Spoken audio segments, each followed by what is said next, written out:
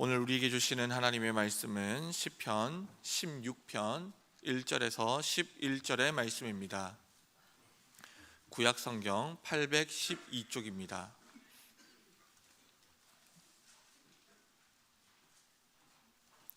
시편 16편 1절에서 11절의 말씀을 제가 받들어 읽겠습니다. 하나님이여 나를 지켜주소서. 내가 주께 피하나이다. 내가 여호와께 아뢰되 주는 나의 주님이시오니 주밖에는 나의 복이 없다 하였나이다. 땅에 있는 성도들은 존귀한 자들이니 나의 모든 즐거움이 그들에게 있도다. 다른 신에게 예물을 드리는 자는 괴로움이 더할 것이라. 나는 그들이 드리는 피의 전제를 드리지 아니하며 내 입술로 그 이름도 부르지 아니하리로다. 여호와는 나의 산업과 나의 잔의 소득이시니 나의 분깃을 지키시나이다.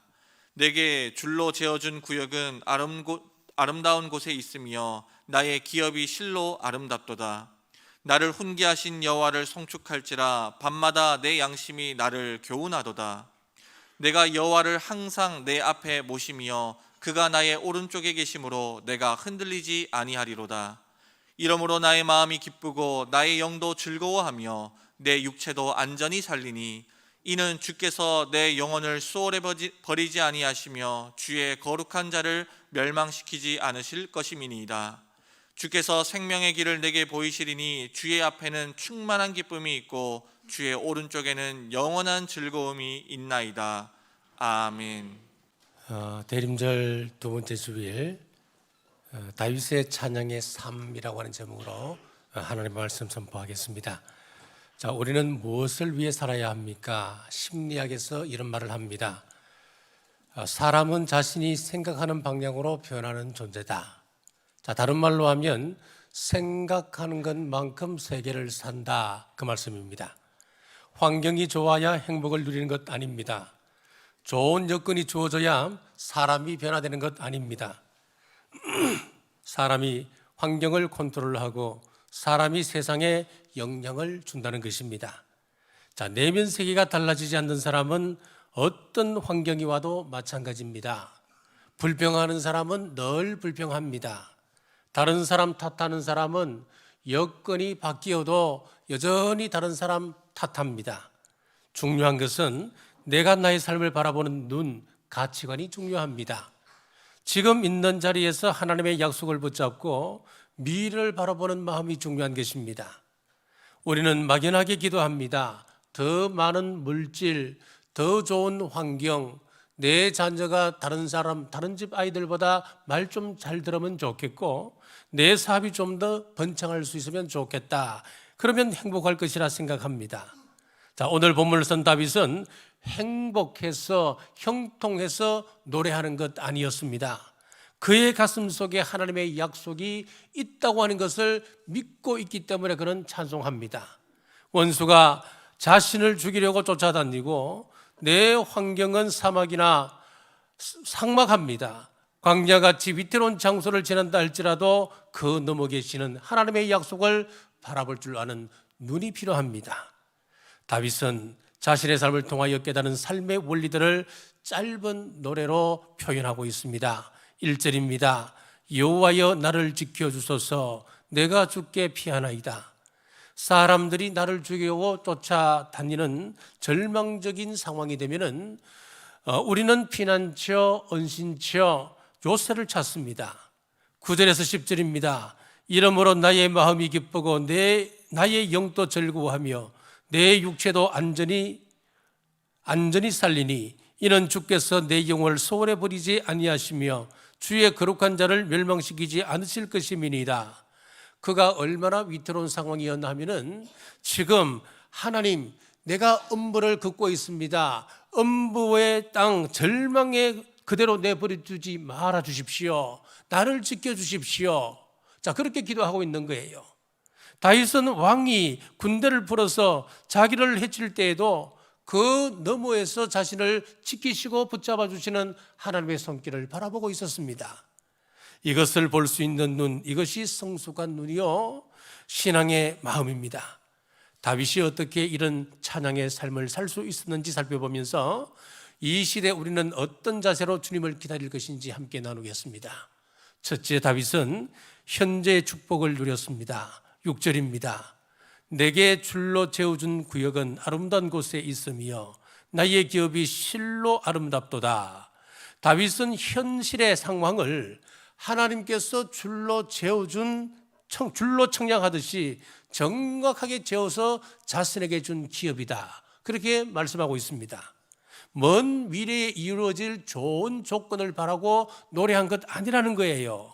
현재 주어진 삶에 고통이 있고 아픔이 있고 상실이 있는 광야 같은 곳이라 할지라도 지금 내가 살고 있는 이 땅 나의 현실의 삶이 하나님께서 내게 부여한 내 구역이고 내 기업이다. 그는 고백하고 있습니다. 그렇습니다. 지금 살고 있는 내 땅, 내 환경은 우리 하나님께서 허락하신 것입니다. 부부간에 갈등이 있고 자녀에게 어려움이 있고 형제간에 불화가 있지만은 그 현실 안에 하나님의 해답이 있음을 믿으시길 바랍니다. 맨날 직장을 옮겨 다니면서 나는 사람 대접받지 못한다고 불평하고 사는 사람들이 있을 수 있습니다. 내가 있는 그 자리에서 해답을 찾으셔야 합니다. 모세가 바로 궁궐에서 정통 왕손이 아니라고 왜 차별 대우를 받지 않았겠습니까? 그때 모세가 나는 힘든다 뛰쳐나왔다면 이스라엘 백성들을 인도하는 민족적 지도자가 될 수는 없었을 것입니다. 그는 그곳에서 정치, 경제, 사회, 문화, 인문학, 행정, 법률 등 모든 학문을 섭렵하고 성경을 기록할 만한 학식을 채웠습니다. 모세가 하나님의 뜻을 알고 묵묵히 견딜 수 있었습니까? 몰랐습니다. 모르지만은 현실의 삶에 그는 만족하고 감사하며 견뎌나가는 것입니다.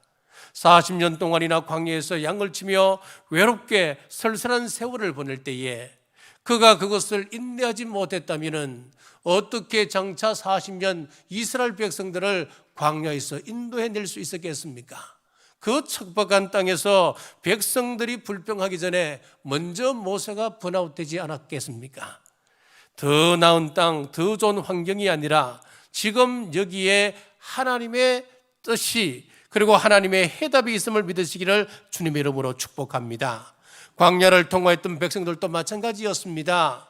우리의 현실, 지금 내가 경험하고 있는 이 환경이 하나님이 줄로 재워준 구역이다라고 하는 그 믿음 때문에 가나안 땅에서 지역을 분배할 때에 그들은 원망 불평하지 않았습니다.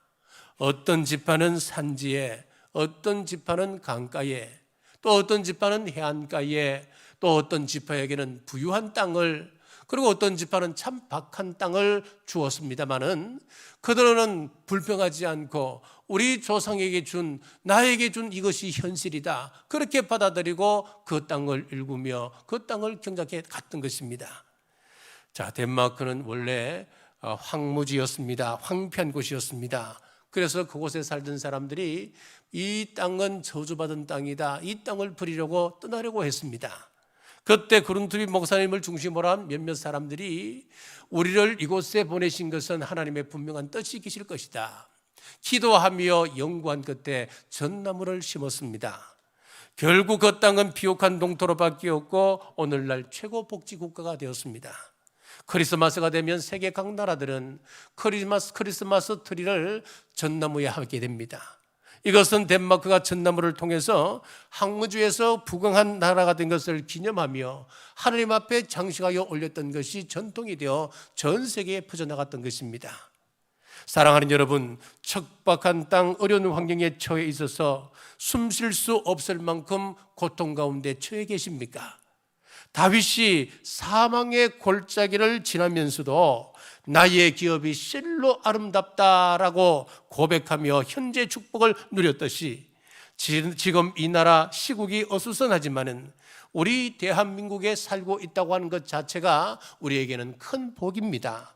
수많은 외침 속에서도 민족의 정체성을 지켜온 나라, 전쟁의 폐허 속에서 한강의 기적을 일구었던 나라, IMF를 최대 기간 극복한 나라, 백성들의 심성은 또 어떻습니까? 이웃의 아픔을 보면 그냥 지나치지 못하는 척은지심이 있는 민족, 신앙적 측면에서 보면은 마지막 때 하나님의 복음을 온 세계에 전달할 사명을 가진 한국교회가 있는 이 땅입니다. 지금 시국이 어수선하다 한탄하지 마시고, 지금의 상황은 하나님께서 내게 줄로 재워준 구역임을 믿고 나라와 민족을 위하여 기도하며 현재 복을 누리시길 주님의 이름으로 축복합니다. 둘째, 성도의 존귀함을 알았습니다. 3절입니다. 땅에 있는 성도들은 존귀한 자들이니 나의 모든 즐거움이 그들에게 있도다. 자, 다윗의 관심은 성도들에게 있었습니다. 자, 왜 그럴까요? 저와 여러분은 우리 하나님께서 하나님의 형상으로 만든 사람이기 때문입니다. 그래서 그 형상을 회복하기 위하여서 예수 그리스도께서 십자가에 당신의 몸을 내어주시면서까지 사랑했던 존재가 바로 우리입니다. 자, 이런 존재이기 때문에 모세는 백성을 소중히 여겼습니다. 얼마나 소중히 여겼습니까? 한 번은 광야에서 이스라엘 백성들이 우상 숭배를 했습니다. 하나님께서 진노하십니다. 이 땅에서 쓸어버리겠다 말씀하셨습니다. 그때 모세가 그 앞을 가로막고 하나님 안 됩니다. 차라리 나를 죽여주십시오.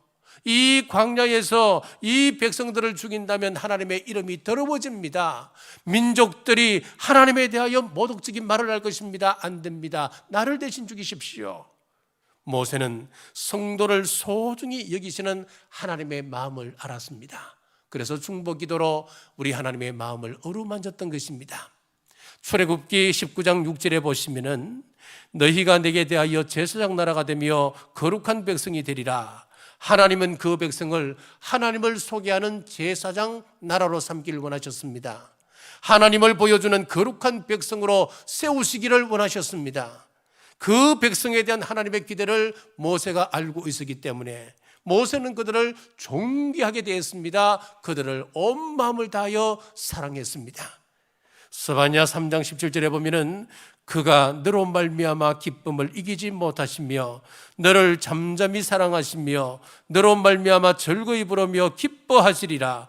우리 성도가 얼마나 귀한지 하나님께서 기쁨을 주체치 못하신다, 그렇게 말씀하는 겁니다. 사도 바울은 빌립보서 4장 1절에서 나의 기쁨이요 면류관인 사랑하는 자들아 라고 말합니다. 자, 사람을 이용 대상으로만 보는 사람은 불행한 사람입니다. 하나님의 관심이 사람에게 있기 때문에 면류관인 사람을 소중히 여겨야 합니다. 그 사람을 우리는 사랑해야 합니다. 점점 이 시대는 관계가 어려워지고 있습니다. 왜 그럴까요? 이유가 무엇일까요? 모두가 다 이기적으로 변합니다. 이야기를 들어보면 전부 다 자기 입장입니다. 자기 소견에 오른 대로, 자기 중심대로 사는 사람들도 대할 때 자기 중심대로 대하기 때문에 그렇습니다. 사랑은 상대방을 높여주는 것입니다. 상대를 이해하는 것입니다. 상대방의 입장에서 그를 바라보는 것입니다. 자, 페다치 목사님은 이런 말을 했습니다. 우리 한국 교회에는 이세벨의 영이 많다는 겁니다. 이세벨의 영이 많다. 이게 무슨 말일까요? 이세벨이 어떤 사람이었습니까? 자, 이 북왕국 이스라엘에서 가장 악한 왕으로 드는 사람이 누구냐? 아합 왕입니다. 그 아합이 악한 일을 꾀하도록 뒤에서 자꾸 이렇게 부추기는 역할을 했던 사람이 이세벨이었습니다. 이세벨의 영이 한국 교회에 많다. 그럼 무슨 이야기겠습니까? 한국 교회에는 뒤에서 조종하는 그런 사람들이 많다는 겁니다. 내가 조종해야 관심을 가지고 있다라고 생각들을 한다는 겁니다. 여러분, 이것은 사랑이 아닙니다. 속박입니다. 우리 하나님의 방법을 보십시오. 우리 하나님은 인격적인 하나님이셨고 인격적으로 백성들을 대하셨습니다. 광야에 나가 있는 이스라엘 백성들을 굴복시키려면은 하나님께서 광야에서 한 3일 동안만 만나를 주시지 않으면은 이스라엘 백성들은 배를 부여잡고 하나님 앞에 무릎 꿇고 내가 하나님의 종입니다, 하나님의 백성으로 살겠습니다, 순종하지 않았겠습니까? 광야에서 일주일만 물을 주지 않으셨다면은 백성들은 목을 부여잡고 하나님 물 주십시오, 그러면 내가 하나님의 종으로 하나님 말씀에 순종하는 사람으로 살겠습니다. 그러면은 백성들이 광야에서 죽지 않고 전부 다 가나안 땅에 들어갈 수 있었을 것입니다. 그러나 하나님은 그렇게 하지 않으셨습니다. 왜 그럴까요? 더 이상 이스라엘 백성들은 종이 아닙니다. 요즘처럼 AI가 이렇게 많이 등장하는 적은 없습니다. 로봇이 아니라는 겁니다. 우리 인간은 네가 선택해라. 그 대신 네 선택에 대한 책임도 앞으로 져야 되는 것이다. 네 앞에 복과 저주가 있고 네 앞에 사망과 생명이 있다. 네가 선택해라. 이제 너에게 자율권이 주어진 너는 주권자다. 하나님은 우리 한 사람 한 사람을 이렇게 존중해 주셨습니다. 그런데 우리는 사람을 마음대로 조종하면서 이것을 사랑이라고 착각합니다. 우리 속에 사람을 소중히 여기는 마음이 없다면 사람을 소외시키고 멀리하고 텃세를 부리는 것입니다. 사랑하는 여러분, 사람을 소중히 여기는 사람이 하나님을 소중히 여기는 사람입니다. 사람을 소중히 여길 때 그 즐거움이 우리 마음에 있습니다. 생각해 보십시오. 귀한 사람하고 살고 싶지 천박한 사람하고 살고 싶은 사람 누가 있습니까? 도둑놈하고 살고 있으면 얼마나 불안하겠습니까? 사기꾼하고 살면 얼마나 힘들겠습니까? 다윗이 성도를 소중히 여긴 것처럼 우리 또한 주님의 다시 오심을 기대하며 내 남편, 내 아내를 최고로 존중하며 또 내 옆에서 함께 신앙생활하는 우리 성도를 지지하고 격려하고 세우는 우리 모두 되시길 주님의 이름으로 축복합니다. 셋째, 여호와를 절대적으로 신뢰했습니다. 8절입니다. 내가 여호와를 항상 내 앞에 모시며. 자, 이 말은 내가 하나님 앞에 예배자로 살겠습니다. 항상 예배자로 서겠습니다. 그 말씀입니다. 2절을 보겠습니다. 내가 여호와께 아뢰되 주는 나의 주님이시오니 주밖에는 나의 복이 없다 하였나이다. 하나님만이 내 인생의 주인 되십니다. 이런 고백입니다. 자, 그러나 내 마음대로 안 되면은 하나님을 대적하고 원망하고 불평합니다. 내가 의도했던 일들이 순탄하게 진행되지 않으면은 우리는 토라집니다. 야, 기도해도 소용없더라. 예배에도 별 뾰족한 수가 없어. 하나님을 주라고 고백했다면은 주님께서 이끄시는 길에 대하여 우리는 승복할 줄 아는 마음이 필요한 것입니다. 요셉은 하나님의 계획 안에서 총리가 되어야 할 사람이었습니다. 그래서 이스라엘의 구원자가 되어야 합니다. 그런데 어디 가서 공부를 할 수 있겠습니까? 어디 가서 훈련을 할 수 있겠습니까? 가나안 그 촌골짜기에서 말이지요. 그래서 하나님께서 특별한 방법으로 애굽의 경호실장격인 보디발의 집에 노예로 팔려가게 하셔서 거기서 경제를 공부하게 하고 경영학을 공부하게 하는 것입니다. 하지만 이것으로 현장에서는 강한 사람이 될지는 모르지만은 총리가 되기에는 턱없이 부족한 것 아니겠습니까? 정치학을 공부시켜야 되는데 보낼 데가 없습니다. 수업료 안 내고 정치를 배울 수 있도록 장관들이 죄를 지으면 들어가는 그 감옥에 이 요셉을 집어넣으신 겁니다. 거기서 정치학을 배우는 겁니다. 애굽 궁궐의 문화를 배우게 되는 것입니다.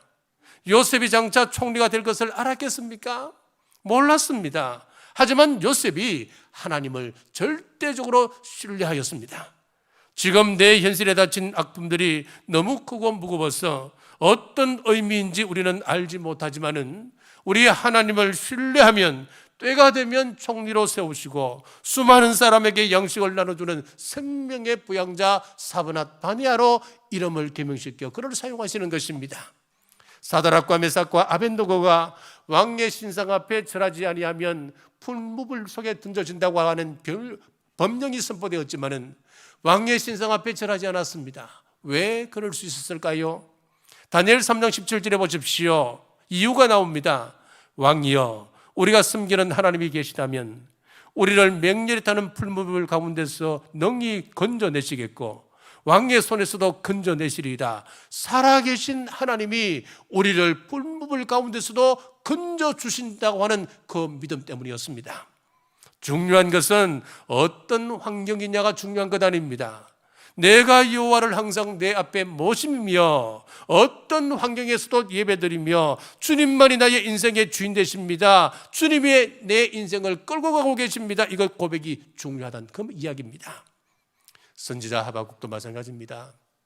돈이 없습니다. 점점 가축의 때가 줄어들어가고 있습니다. 요즘 상황에 비추어 보면 수입이 점점 줄어들고 경기가 점점 침체되어 가고 있습니다. 그러나 나는 여호와 하나님으로 인하여 기뻐합니다. 여호와 하나님 한 분으로 인하여 나는 행복합니다 라고 하박국은 노래하고 있습니다. 사랑하는 여러분, 하나님 아버지만이 복인 줄 알아서 하나님께 예배하는 사람이 참 행복한 사람임을 믿으시고 예배하는 일에 최선을 다하는 우리 모든 성도님들 되시길 주님의 이름으로 축복합니다. 바꾸어 이야기하면은 우리가 아무리 많은 것을 가졌다 하더라도 하나님 앞에 예배드리는 삶의 모습이 없다면 그 사람은 가장 불행한 사람입니다. 독일 출신의 하인즈 프레이트라고 하는 사람이 있었습니다. 2차 세계대전 중 1942년도에 가난한 농촌에서 태어났습니다. 그의 학력은 초등학교가 전부입니다. 그가 21살이 되던 1964년도 단돈 7달러를 가지고 미국행 화물선을 탔습니다. 미국에 도착하여 14년 동안 하루 14시간씩 뼈 빠지게 정말 일을 했습니다. 최선을 다하여 돈을 모아서 참 어렵지만은 돈을 모아 자동차 정비소를 차리게 됩니다. 자동차 정비소를 운영하던 중에 차 천장에 보면은 선 루프가 있잖아요. 문을 내고 열었다 닫았다 할 수 있는 그 선 루프를 이제 발명을 했습니다. 선 루프를 발명한 그에게 뉴욕 타임즈는 수백만 자동차 운전자들에게 하늘을 열어준 사람이라고 하는 그런 기사를 썼습니다. 자, 그때부터 그는 대사업가로 성장해서 36개의 계열업체 그리고 22개의 신문사, 수많은 호텔과 음식점을 개업을 했습니다. 개인 소유의 섬에다가 성 같은 집을 짓고 살았습니다. 그 후 정치 쪽에 관심을 돌려서 자신의 절친이었던 조지 부시 대통령이 대선에 출마할 때 재정 담당을 했습니다. 그리고 그가 대통령에 당선되도록 일조했습니다. 이렇게 세계적으로 큰 성공을 거두었고 수많은 사람의 부러움을 사게 되었습니다. 그런데 어느 날 갑작스럽게 이 사람이 자살을 해버렸습니다. 자살 이유는 삶의 의미를 찾지 못하는 공허함 때문이었다 했습니다. 자기가 지향했던 목적들이 성취되자 더 이상 삶의 의미를 찾지 못하고 스스로 생을 마감했던 것입니다. 사람을 불행하게 만드는 것은 외적인 환경이 아닌 것입니다. 프레이트에겐 하나님을 신뢰하는 믿음이 없었습니다. 하나님을 예배하는 삶이 없었습니다.